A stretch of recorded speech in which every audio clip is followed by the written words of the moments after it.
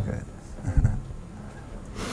So, my name is Brian, and I will kind of introduce myself very shortly, and then we'll go into a guided meditation. Some people have been waiting with bated breath to do a special meditation, so we'll do that.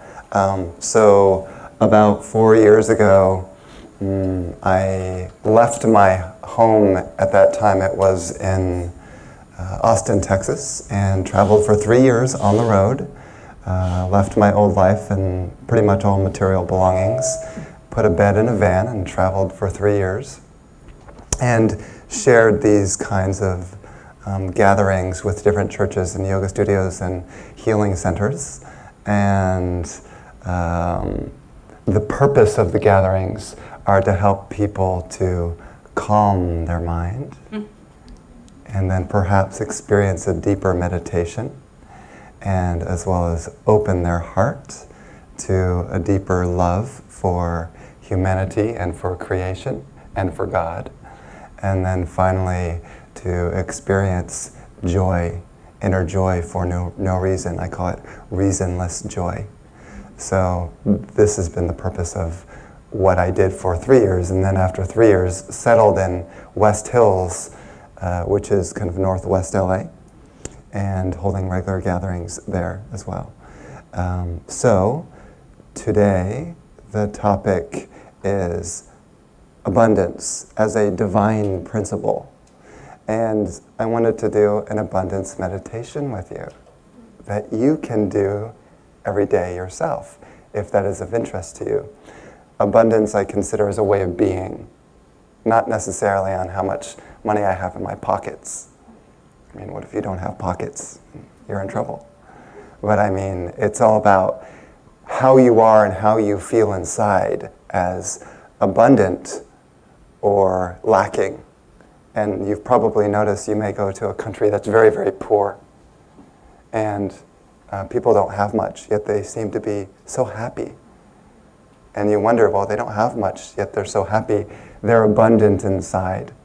Whereas you might go to the United States and, I don't know, go to Beverly Hills or something like that, and meet someone who has a mansion and 5 cars, and they may be in worry all the time, and rarely joyful or rarely loving. And that person may seem abundant on the outside, but inside they are not. So it's kind of an interesting scenario. You could have lots of wealth or no wealth and be abundant or not abundant either way. So it's not a matter of material things. So in this meditation, we're going to try to activate our inner experience and feeling of abundance as we are now in our current life and situation in this moment. So the symbol of abundance, divine abundance, is Lakshmi. Has anyone heard me talk about Lakshmi before? Some people, yes, good. Lakshmi. Lakshmi is the goddess of abundance. And abundance in everything, not only wealth and prosperity, but love, joy, peace, compassion. And so we're going to do a Lakshmi meditation. And I'll guide you through it. And then if you remember it, you can use it as home as well to cultivate for yourself. It's really simple. So we'll start this meditation by taking 5 deep breaths in through the nose and out through the nose, just bringing energy and light into our system. So we'll take 5 deep breaths.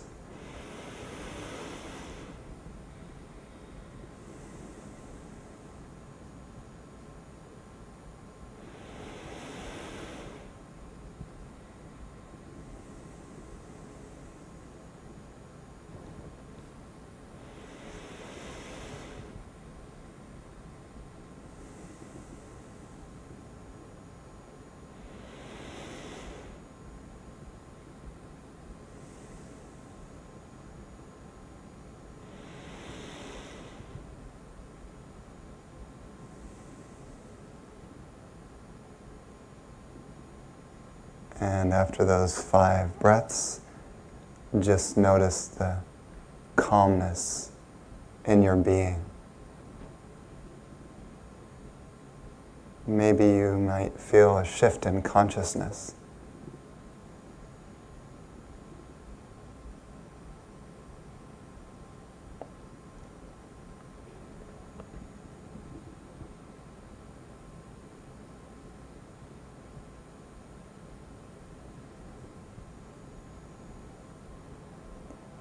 And then what you do is place your hands in prayer position in front of your heart.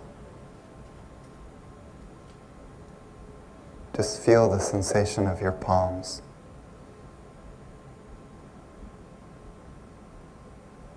And then gently unfold the palms in a cupped position in front of your heart.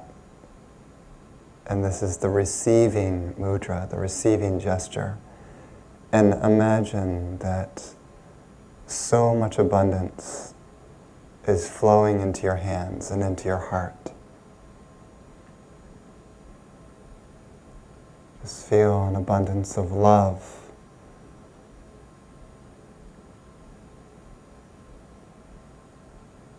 filling your heart. Love and tenderness. And feel your heart become soft in this energy.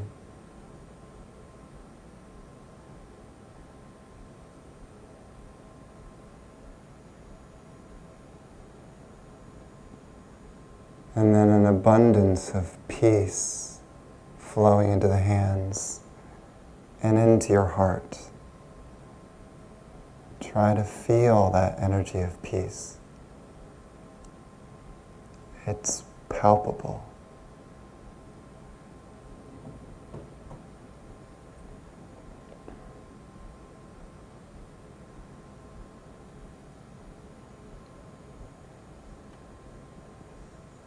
And feel an abundance of joy flowing into your hands and into your heart.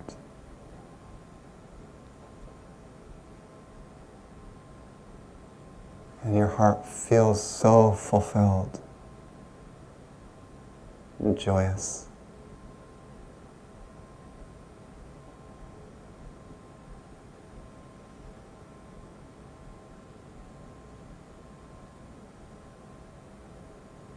And then feel an abundance of prosperity and wealth and all the good things of life pour into your hands and into your heart.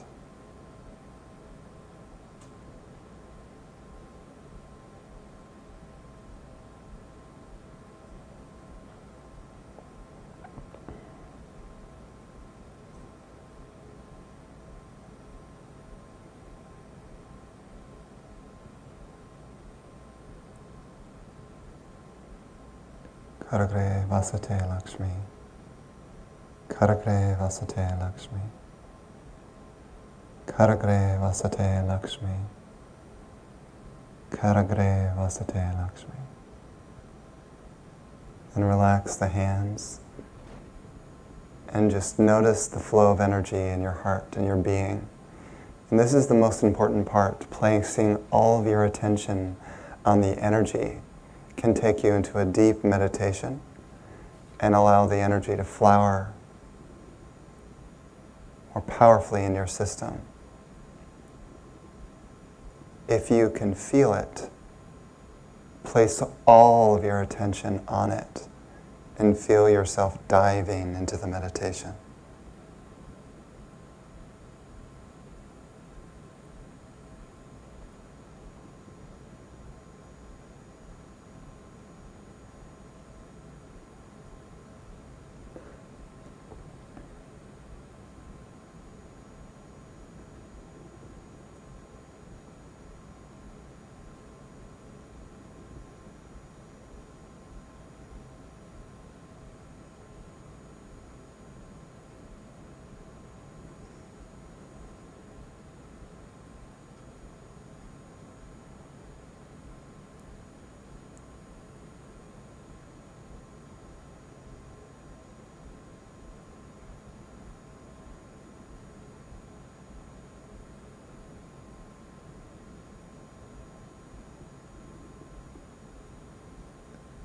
And right now, let go of any feelings of lack, that I don't have something. Just have your intention to let go of all of those beliefs of lack in any way, whether it's lack of money or lack of talent or lack of ability, lack of friends, whatever it is, just let all of that go, let it fall away.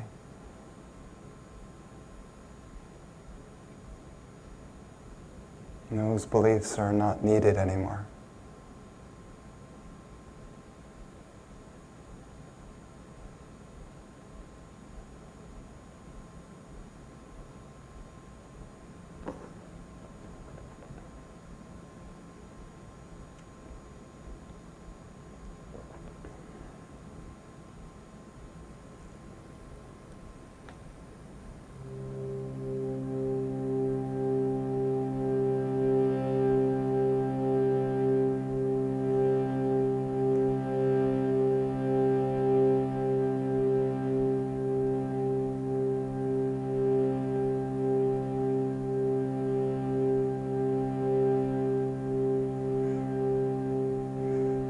So I will chant a mantra with you.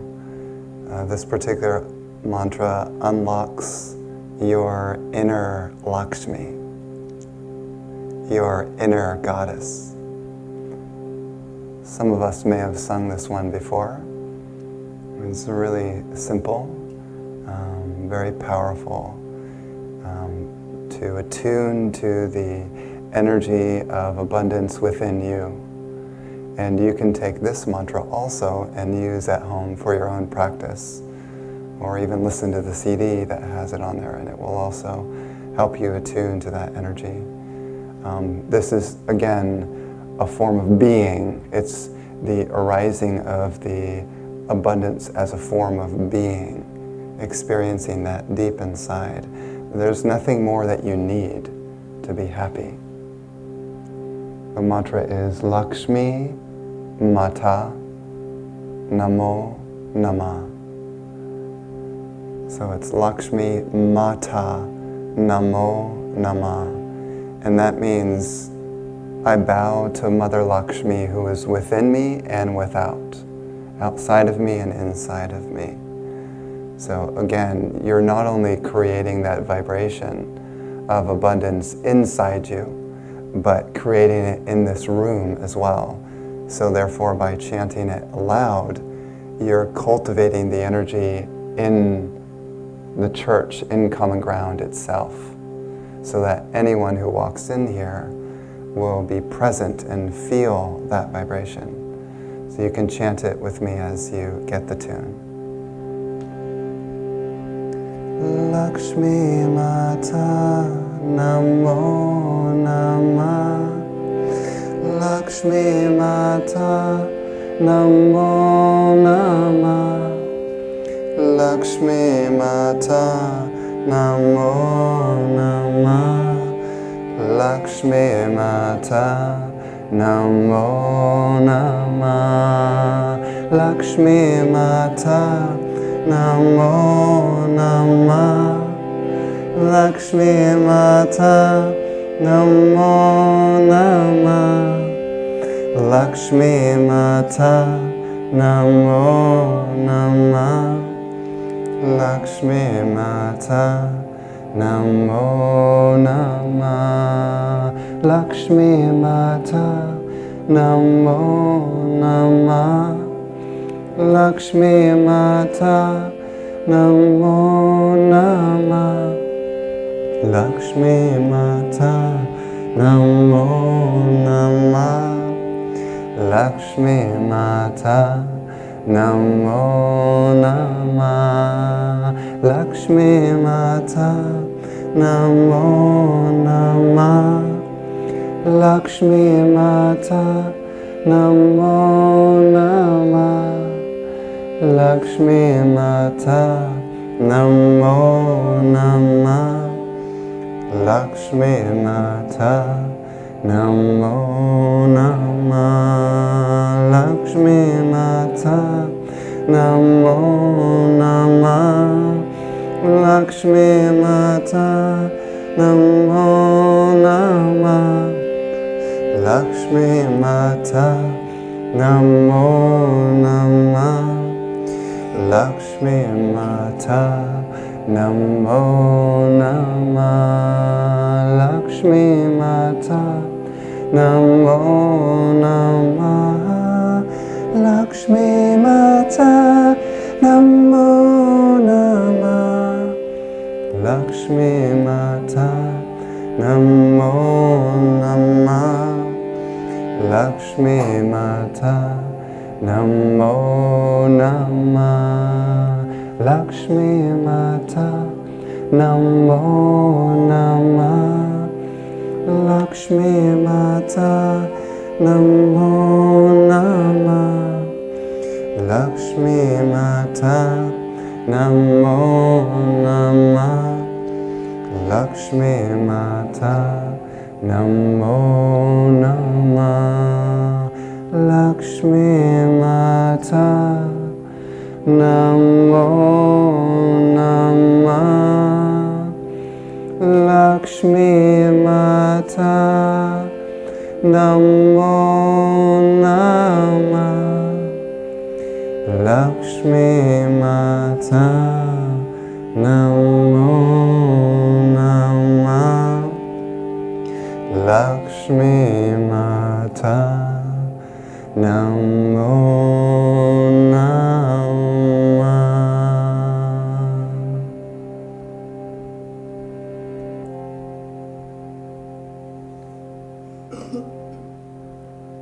And then let's just take a deep breath into our heart and breathe the energy of that mantra into our heart space.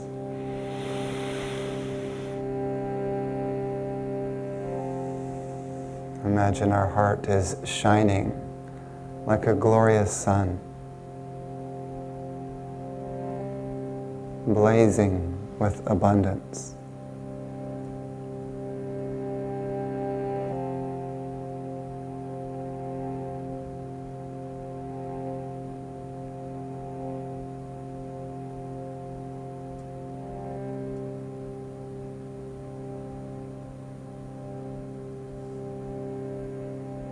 We say to ourselves, I am so abundant.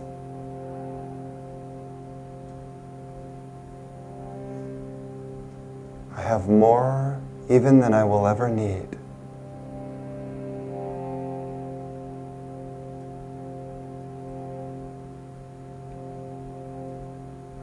I am so taken care of.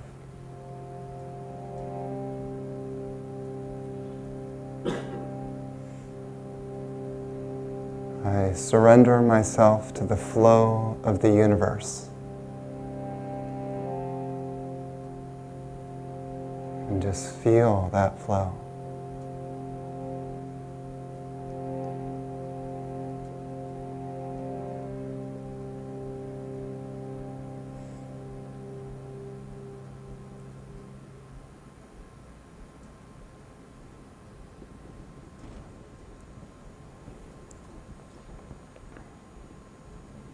And then we'll set the intention that that flow continues throughout the day, that you continue to feel that light in your own heart, and that you may share that with others as well, to make this the most amazing and glorious day you have ever experienced. And so, what is abundance as a divine principle? Well, what is divine? Divine, infinite.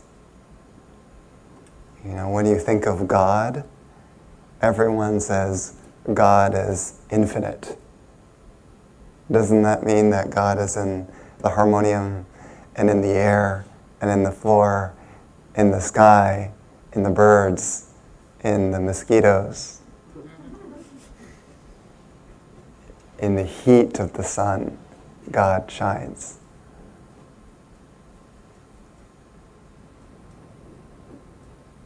So infinite everywhere, why is it then that we think, well, God is in this temple, but it's not in this hood? Well, I thought you just learned in church that God is infinite.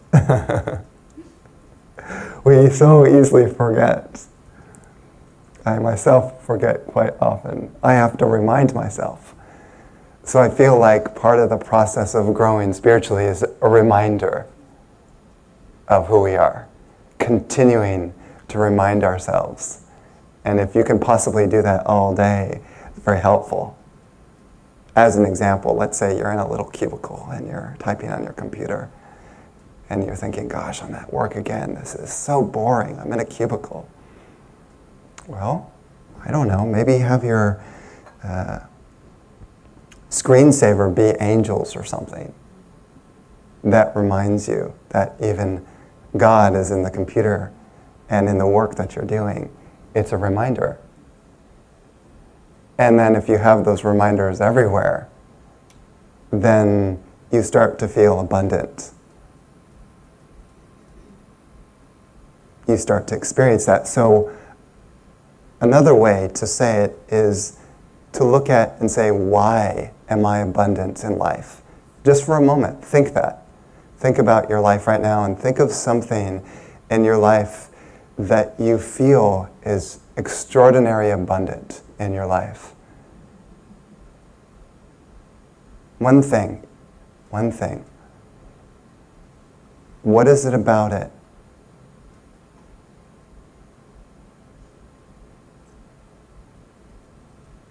In my case, it would be waking up next to my girlfriend who is smiling at me and I feel grumpy. And she helps cheer me up.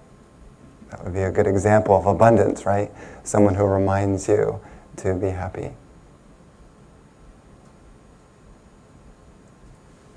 And you could have just one friend, rather than saying, oh gosh, I don't have 20 friends like she does. And then there's this comparison. I only have one friend, right? This is how the mind kind of works, rather than thinking about how grateful you are just to have that one friend. How much abundance that is to actually find someone who you resonate with and connect with. That's extraordinary, even to find one person on earth who can actually get you. Isn't it? We oftentimes have acquaintances, but not necessarily true friends. So think of that one person rather than the other 20 that you're missing.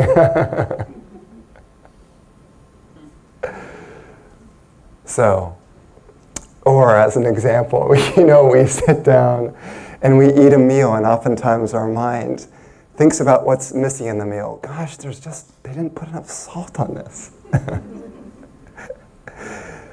Rather than thinking about how sweet it was that they actually spent the time to prepare a meal for you and that you didn't have to make it yourself. What great abundance is that? Many people on the planet are not having people serve them food. They have to make food for themselves. To go out to a restaurant would be such like an extraordinary event for them. It'd be like, a birthday for us or a marriage. Oh my gosh, I'm going to a restaurant. This is incredible. Whatever food you get, you're so happy. So isn't abundance kind of a matter of perspective?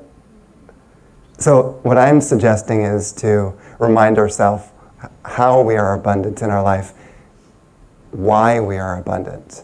That creates the energy. Abundance is an energy. It's not how many things we acquire during life. It's creating the energy of the feeling inside. That's the point that I'm trying to make. Therefore, try to feel into the vibration of abundance rather than chasing after as many material things as we can to make ourselves comfortable. Because if we're in tune with the vibration, then the things of the world automatically fall into our lap. We don't have to chase after them. They just come naturally because we're glowing with abundance inside. So it's a state of being. So the state of being creates the abundance outside, rather than the opposite, which is what we've been trained. If I go to college, and then I get a master's, and then a PhD, then I will get lots of money, then I will be happy, then I will be able to support my husband or wife, then I will be able to have kids, then I'll be able to have grandkids, and then I'll be able to retire comfortably. Gosh, I'm only like 20 years old and I'm already thinking about retirement. And it's kind of like that. Already at 20 years old, people are programmed to think, I've got to get a job to save enough for retirement so I can be comfortable. Maybe I'll go to Hawaii when I'm 65. This sort of leaping ahead of the mind to plan, to say, when I retire, then I'll be happy because then I won't have to work anymore. What about your work now?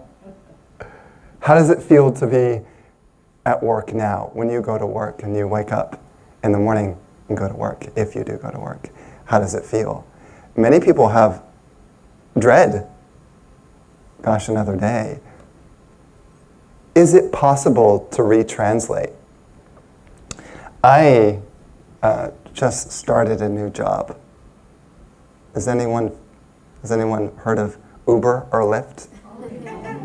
If you need a ride, you can ask me.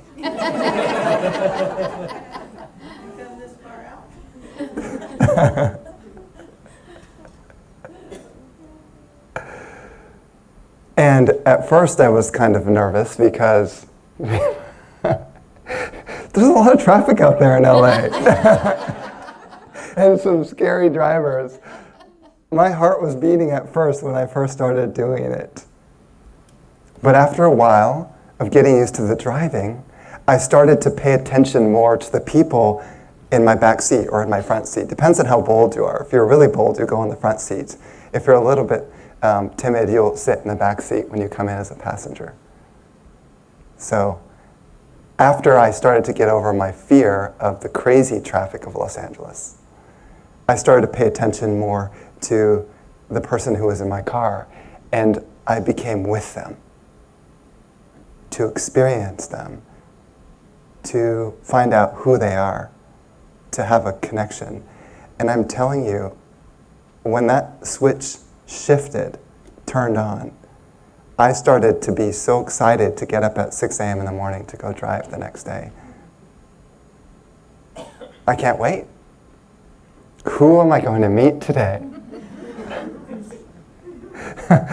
And some crazy people you meet. You hope that they don't spill their food on your car. But it was really delightful because I'm with you. I'm with you. And so my experience of you is so much more profound than so much like being in fight or flight mode in traffic, where you're totally distracted and you can't be with a person. Suddenly, my job in Uber was abundant. And I felt so grateful for that job. And it became actually a spiritual experience. Or maybe I might even have a conversation for 30 minutes about meditation with someone. Actually, quite often they would ask me about it. I have a little flyer in the back that says an event. Just not by chance that they ask.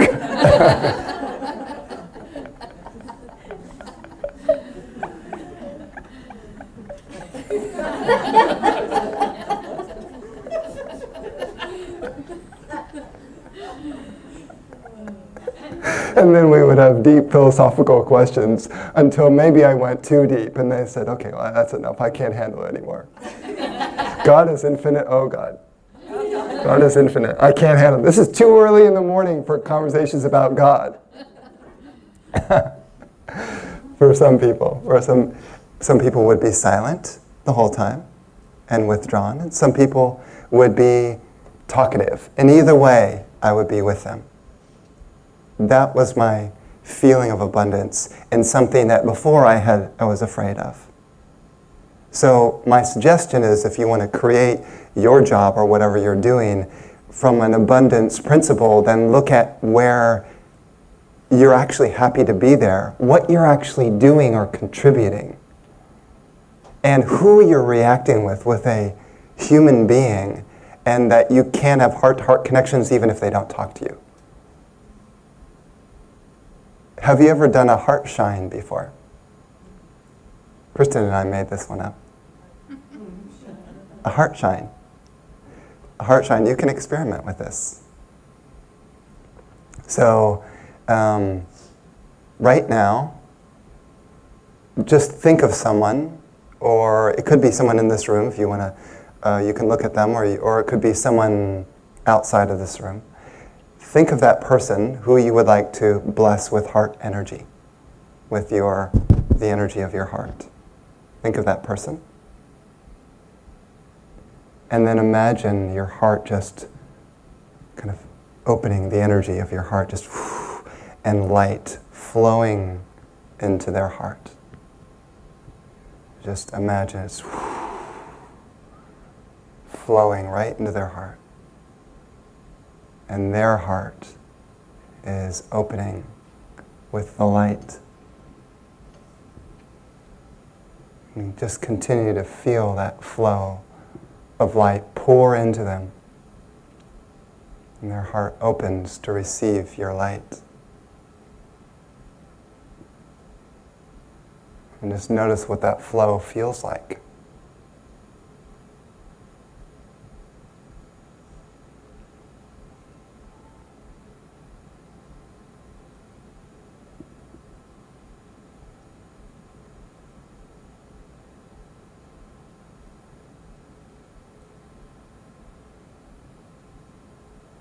So this is a practice that you can do even with a person who's not there or who's just not talking to you.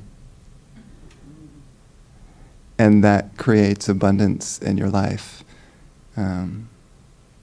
It's the flow of energy.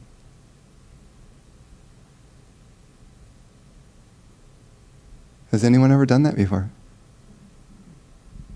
So, abundance comes when you give. It's not about how much you can get, but how much you can share and give to others. Because imagine, right, this philosophy that everything is God. That means all these other beings are also God. And so whatever you're interacting with is God. And so however you're helping that person, you're helping God, so to speak. So why not create a flow in the universe? And actually, it could go either way. You could stop the flow, and that would be fine. Or you can share. But why not create an abundant and happy world rather than a sad and stagnant world? We have a choice, don't we? So I feel like if there is a choice, why not make a conscious effort to create abundance in this world by giving as much as possible?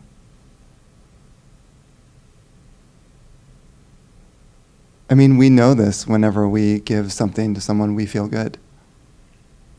So imagine if you were thinking in that mode every single day. For instance, how can I serve you? Always in your mind, how can I serve you? This is not an easy attitude to cultivate. And the reason is because we're oftentimes caught in the bog of our mind that's worried about the future or the past. So, but when those things are cleared away, then it's so easy to think about others because I've got no more problems. If you don't have any more problems, you have so much to give. If you don't have any sense of lack, then you have everything to give. And it doesn't mean that we have to give like necessarily monetary things, you know. As I said, just the mere experience of the heart shine itself is an extraordinary gift that you can give someone, especially since a lot of people struggle with a closed heart, walls around the heart, who have difficulty expressing love or feeling love. And another thing about material things is that when your body dies, will your house and your family and your material things all go with you when your body dies?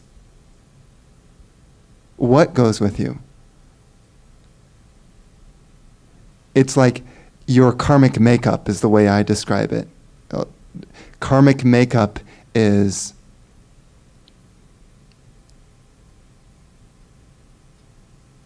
your own pattern of energy, your energy. So if your heart is closed and you've got a lot of issues, that goes on with you to the next life. You will still have to work out your problems sooner or later if you don't work them out in this life.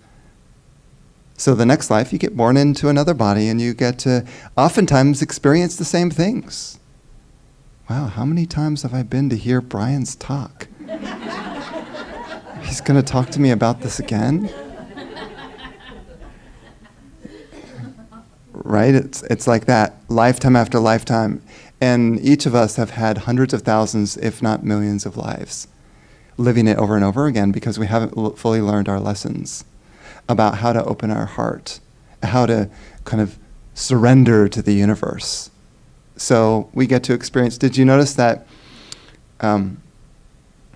people oftentimes have similar relationships over and over again? Because if they haven't worked out the problems of that first relationship, they get to go into another relationship and they have the same exact problems. And they're like, man, gosh, what's going on? I keep repeating the same girlfriend or boyfriend. Right? It's why? Because you didn't work out your problems with your past girlfriend or boyfriend, so you get to experience it again. Once you work them out fully and you feel complete with that person and no longer have any resistance to them, then you're free. Then you can come and go as you please. Then you can give. Before that, you have expectations from the other person. You didn't show me love in this way, so I'm going to be mad at you and resentful to you today. You treated me like this. You shouldn't treat me like this. You're my loving partner. Right? And we have so many issues and problems around how we want our partner or loved ones to treat us. If they don't do that, then we get irritated. So how can you give anything to that partner or to that loved one when you expect so much of a particular kind of love from them in return? Once you let go of those expectations about what kind of love to receive from them, now you can give. And they can give you back love or not. That's called unconditional love.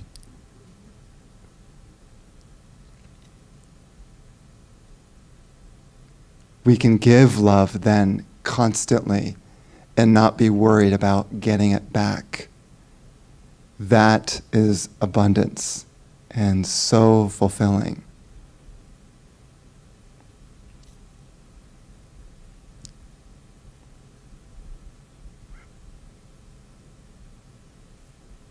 So the concept of abundance as a divine principle is very important to consider, because if that is the case and abundance is infinite, then everything in your life can be seen in the context of being abundant, that there's nothing wrong in your life. Do you believe this? Maybe not. Parts of our mind may disagree with that. Well, this part is going wrong in my life. I've got this and this and this sickness. How can that be abundant? Maybe we don't know the whole picture, the overall picture of why that particular sickness is going to be so helpful for you.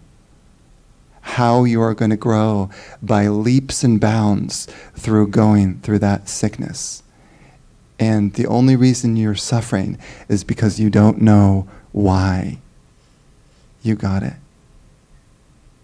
But if you saw that, let's just as an example, in a previous lifetime, you caused some sort of harm to some people, and then in order to pay off that issue that happened in that past lifetime, you had to go through your own trial in this lifetime to pay off that karma. That's called karmic payoff. I don't know if I made up that idea or not, but it's like there's a reason why you're going through it. If, let's say, you are living without much money at all, there may be a reason, such as in a previous lifetime you were a banker and you stole money from people. And so this lifetime you get to live without money so you can feel what it is like those people felt. And maybe you can have some compassion towards people who don't have any money. What if that was the case? Do you see how you contextualize every single situation to see how this circumstance is so perfect for my life that it's exactly what I need to learn right now? Then I am abundant. Because I'm thinking about that in every circumstance. Do you see what I mean? What a great learning lesson I have today. And if it's a sickness, I realize, disease and sickness is very, very difficult. And it's a challenge of patience and surrender.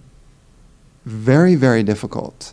Have you met a person who has been very, very sick for a long time and in pain, and yet they still keep up their spirits and they still want to give to others? Have you ever met anyone like that? It's an amazing soul who is unaffected or little affected by their sickness and then still desiring to give. Even if they can't raise their arm, they're still saying prayers for those who are coming to take care of them or for those who are not taking care of them. Still sending out their positivity and energy in the world and yet lying in a bed. Is that possible? To be in that kind of state where you still want to give with whatever capacity that you have. That's abundance. When you can live with courage through a very difficult illness.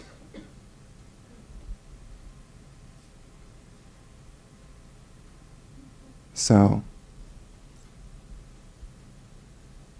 if you want to attract Lakshmi in your household, then give as much as you can and work on your own self-healing. Heal those parts of you that are holding on. Let them go and allow Lakshmi into your heart to express through you in your voice, your thoughts, your action, that everything is dedicated to giving your life to the divine, which is everywhere. Be an instrument of the divine. Share your gifts and share your heart. And if this is all a dream, then make it the best dream that you can.